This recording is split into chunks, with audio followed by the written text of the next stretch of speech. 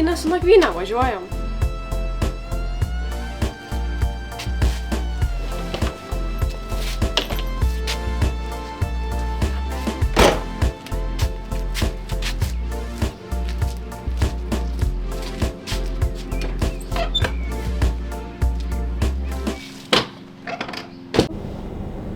Kai išvyksta? Antra dalis? O, tai čia trečia dalis gaunasi ar antra? Nes nežinom dar. Tai Klaipėdos bokštai, ne? Taip. O tai prie ko čia Neringa? O kodėl Neringa? Bus Neringa pabaigoje. Bus. Klaipėdos apskrities bokštai, žodžiu. Važiuosim šiandien. Mūsų šiandienos kelionė yra Klaipėdos apskrities bokštai. Važiuosime į 7 greičiausiai bokštus. Klaipėdos apskrityje. Labai daug. Nežinom, kaip mes vėl trečią išvažiuojam valgydami ar. Ta prasme visą laiką mums taip. Kaip suspėti ir į viršų ir žemyn po to dar sulakstyti ir dar pavalgyti reikės dar kartą. Grįšim vėl. Vakar grįžom trečią, šiandien vėl trečią grįšim, kol visus bokštus važiuosim. Kažkokia nesąmonė. Tai dabar važiuojam pasimti draugės tavo. Taip, šiandieną mūsų video vlogė bus ir mano draugė. Tai ką, judam valgyti ir pas draugę. Ir susitiksime jau, kai pasiimsim draugę. Su maišai žmogus filmuoja. Taip. Negi padės. Pasiėmė mano draugė jau, vardu Benita. Keliaus, kaip ir sakiau, šiandieną su mumis. Aš jos nemėgstu belekai. Mielą. Sužinotumėt, kas jos brolis. Ta prasme suprastumėt. O ne? Jokinga. Insidai čia. Tai va, dabar susitiksime prie bokšto arba jau važiuojant. Jo, pakeitė mašiną. Kaip keičia mašinas kaip kojinės. Prieš tai Audinė, dabar su Mazda. Mano Audinė miršta. Reikia važiuoklę keisti, reikia dažyti, reikia spinelę pakeisti, reikia technikinę pravaryti. Neturiu pinigų. Nu super, dabar važiuojam su Mazdyte ir bėgit kas. Ogi vidutinio greičio matuoklis. Vėl? Galbūt tvarkyti tą kelią reikia. Tai dabar važiuojam link pirmo savo bokšto šiandieną, tai būtų Drevernos bokštas. Jo važiuoti nuo Klaipėdos 30 minučių. Ir ką mes dar galim pasakyti? Važiuojam. Why do I want you back? Don't wanna want you. Why do I want you? Tai va, atvažiavom į parkingą. Ten parkingas. Praskirdau postą biškį. Nu, bet ką žinau. Prisiparkavom, atvažiavo žmogus su paspirtuku, sako 3 eurai. Nu, Tai mes sakom, eiktų. I'll be back. Ir tada... Sumokėjom 3 eurus už parkingą, tikriausiai, kad visai dienai čia tas 3 eurai. Ir čia turbūt tik vasarą mokamas parkingas, žiemą iš mūsų nieko neėmė, tai sezono metu nevažiuokime. Mes už pusvalandį gaunasi 3 eurus sumokėjom. Pasiėmės tos pinigus, nuvarė, jau einam, parvažiuoja, čekiuką davė.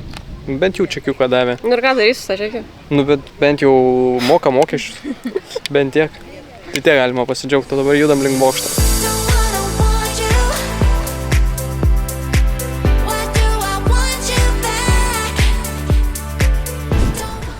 Ką papasakosit apie bokštą? Tai iš manęs informacija būtų tokia, kad šitas bokštas yra 15 metrų aukščio ir iš jo galima pamatyti Drevernos apylinkės, Kuršių marias ir galbūt Neringą, jeigu geras oras.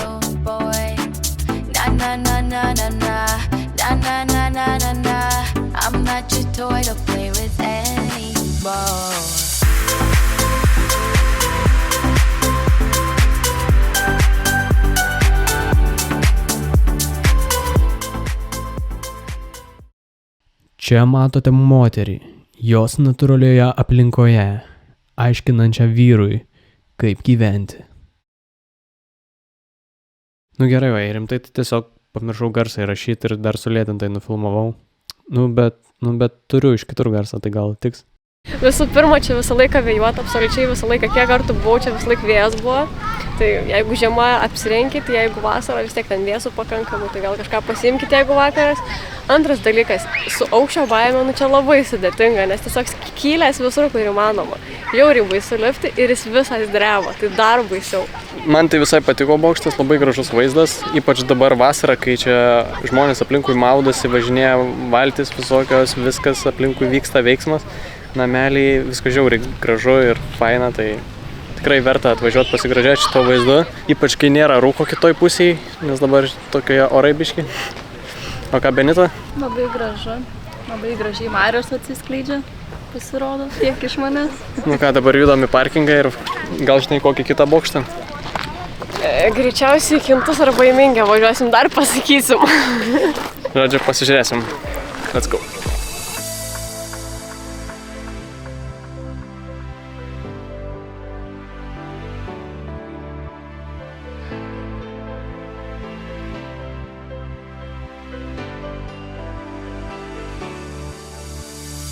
Dabar mes važiuojame iš Drevernos į Kintus, ten į Kintų apžvalgos bokštelį. Kaip suprantu, jis labai nedidelis, atrodo kaip dėžutė, bet pažiūrėsim, kas ten gero. Nuo Drevernos iki Kintų yra kiek? 20 minučių. Ai, pusvalandis. 25 minutės. Dar apie Dreverną norėčiau pasakyti, kad miestelis tikrai labai gražus susitvarkęs, turi ir stadioną, ir aplinkui ten fontanėlis, ir viską labai gražiai įrengtas, tai tikrai verta aplankyti patį visą Drevernos miestelį. Džiaugiuosi, kad nereikėjo eiti belekiek iki bokšto, tai čia wow. Palyginsim su kitais ir pažiūrėsim, kaip bus. Sakykite,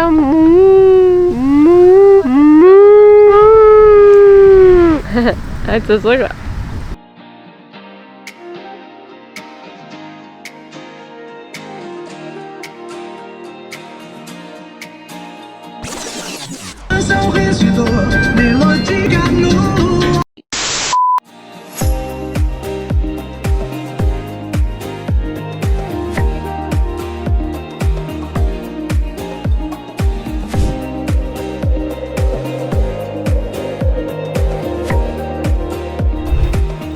Štai ir atvykome prie Kintų bokšto.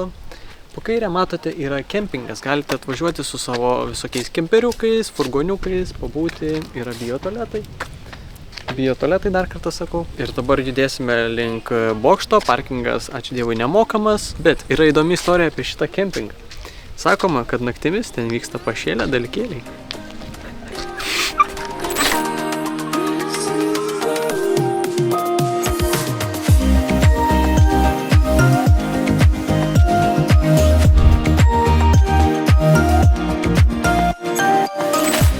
Atvykome į mūsų Kintų girininkijos mokomojo tako apžvalgos bokštelį, o toks ilgas pavadinimas. Ir ką čia galima pamatyti, tai marias ir daugiau nieko. Marias, nendrės. Žmonės besimaudančius, daug gamtos ir galbūt čia paukščių įdomių ar kažko tokio.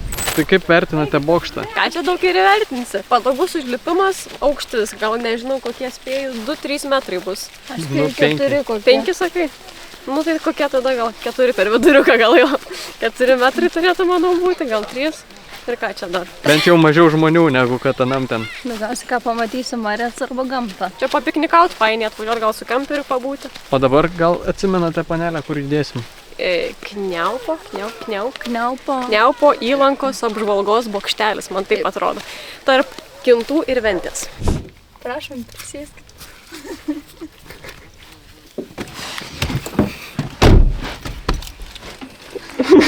Happy, happy, happy. Tai kaip ir sakėm, dabar važiuojam į Kniaupo apžvalgos bokštelį, Kniaupo įlankos apžvalgos bokštelį. Iki jo važiuoti nuo Kintų 10 minučių. 10 minučių. Tai netiek ir daug.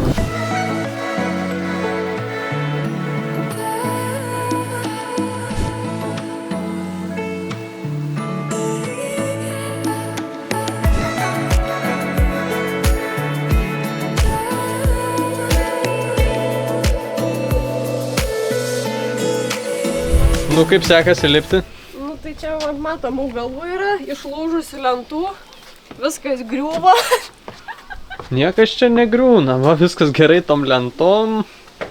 Ai, virš vandens nėra. Viskas čia gerai. Čia aukščiau palipus neišlūžęs stogas. Čia irgi neišlūžęs. Taigi, aš jau galėsiu kalbėti kažko? Čia gražu.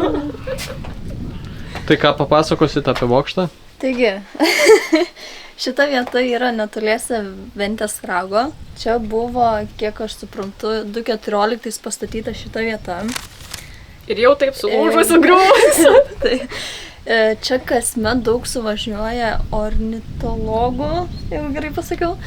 Ir šiaip daug mėgėjų gamtos, nes labai daug gali pamatyti skirtingų rūšių paukščių ir pasigrožėti gamtą, gamtos vaizdais gražiais.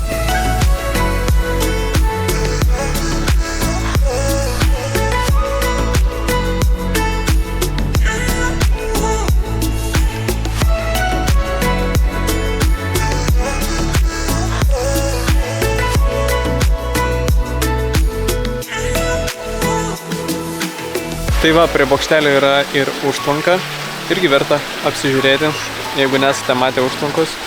Ir prie užtvankos yra labai gražus vaizdas.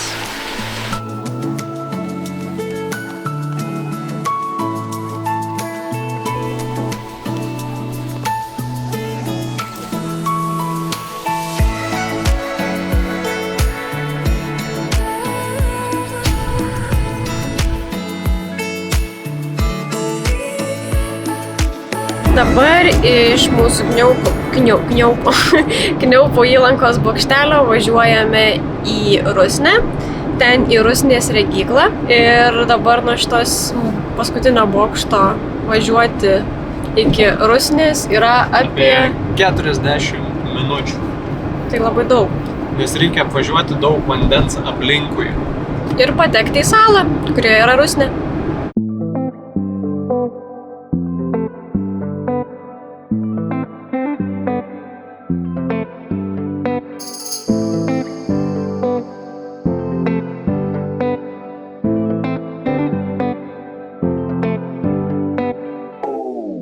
Matomės visą gražių šeimyną sustoję. Važiavom pro Šilutę ir tada išvažiuojant jau iš Šilutės pamatėm kairiai pusėje važiuojant bokštelį. Tai privažiavom prie jo ir čia pasirodo privati teritorija, bet kaip suprantame, leidžia čia patekti ir nueiti iki jo, tai išbandysim. Yra ženkliukas, kad privati valda, bet va, prašom apsilankykit, yra Vilko vaikams atminti paminklas ir apžvalgos bokštas. Išbandys? Gal niekas nesupyks?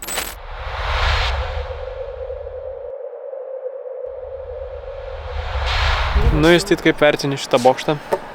Prižiūrėtas labai, aišku, turbūt dėl to, kad privatus, čia kaip ir parašė, kad privatu, tai labai gražiai prižiūrėtas viskas, nelūžtantis, tvirtas, visai aukštas, labai įdomu čia apžiūrėti aplinkui laukus, karvytės ir saulėlydį besileidžianti, tai labai gražu.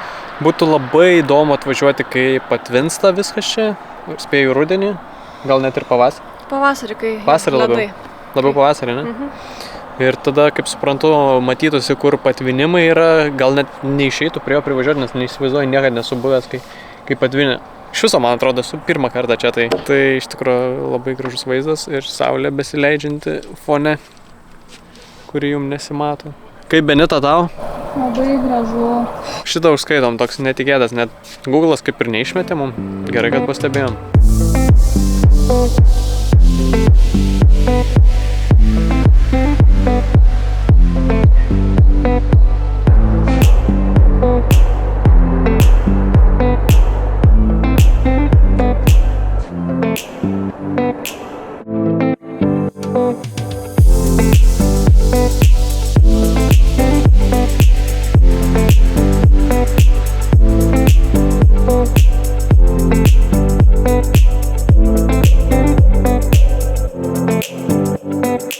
Tai va, atvažiavome į Rusnės regiklą, taip vadinasi, kažkaip biškai paįvairinom, ne tik bokštelį, bet šalia netoli bus ir bokštas. Prisiparkavo mašiną prie pat bokštelį, niekur eiti nereikėjo. Iškart bokštelis ir nuostabus vaizdas, grožėkitės.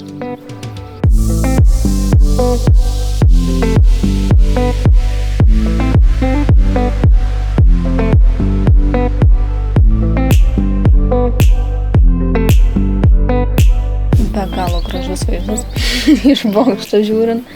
Pats bokštas labai senas matomai, medinis, juda gerai. Bet gerai išsilaikęs labai. Taip, tai labai status, bet nėra sunku užlipti pakankamai, jeigu, kaip sakai, tu močiutė, jeigu jau liptų, tai gal ir neužliptų.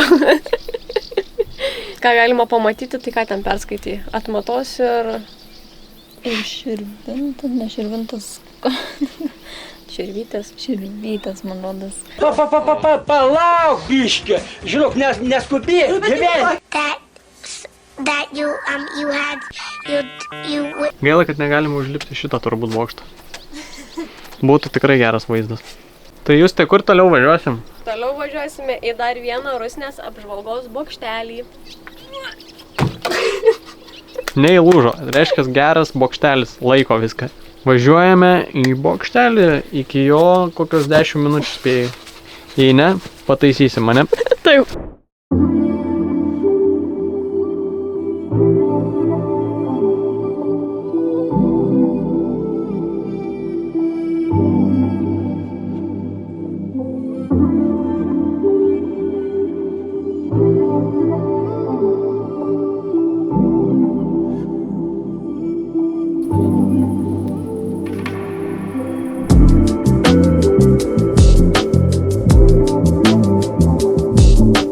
Tai va, atvykom į paskutinį šiandien bokštą, kurį aplankysime. Kitom dienom reikės aplankyti dar keletą. 3 kokius? Kažkur 3. Jis lieka. Bet iš šitą pusę tiek norim pasakyti, kad jeigu važiuosit tais pačiais takais, tai gausit biškį žvirkelių pavažinėti. Tikrai per visą dieną kokią 20 kg žvirkelio gal susidarė. Nu gal biškį mažiau, bet kažkas tokio. Čia Rusnėj daugiausiai žvirkelio gavom realiai. Laukais važiuoja visiškai žvirkeliais ilgai. Tai va, čia labai fainas turbūt pažintinis žaidimas. Čia yra paukščiukas pavaizduotas ir paverti lentelę ir tau parašo, kas čia per paukščiukas ir apie jį dar. Turbūt čia, kurie sutinkami čia yra. Labai faini. Ką, lipam į bokštą? Gerai, bokšteliu esu tikrai pakankamai nusivylęs pačiu kaip bokšteliu, nes jisai yra griūvantis. Jisai lipant laiptais matosi, kaip jisai pasviręs iš šono netgi. Ir užlipus visas nutriestas paukščių, tiesiog visas baltai visur. Yra skambaliukai uždėti. Su kiekvienu žingsniu visas pastatas siūbuoja. O vaizdas tai įvertinkit patys. Kokius gražus vaizdas. Wow.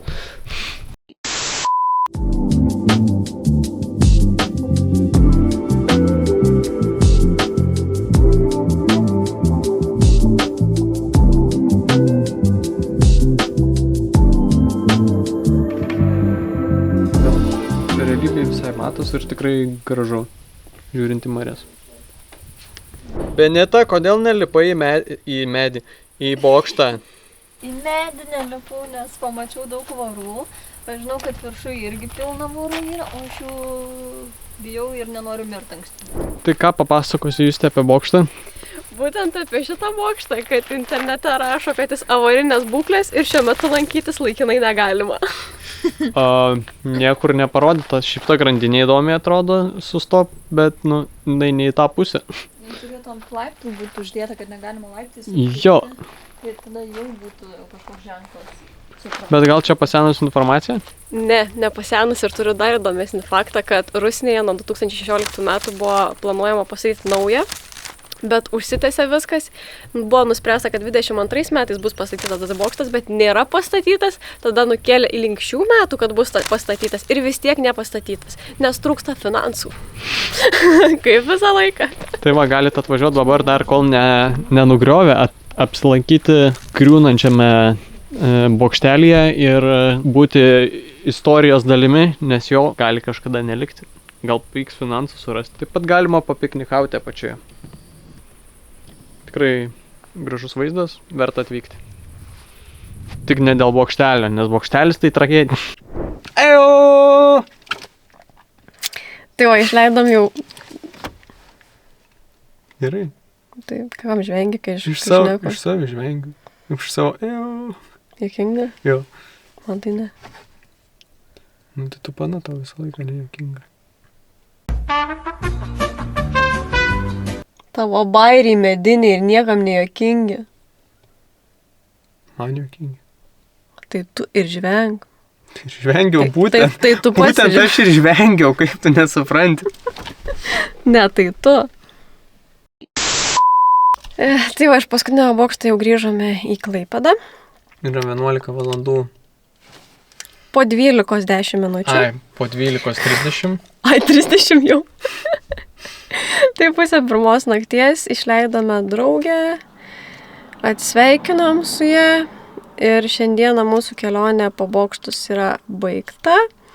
Dėl to jau tikriausiai susitiksime tik tai rytoj ir važiuosime į Nidos. Į Nidulę pajudėt.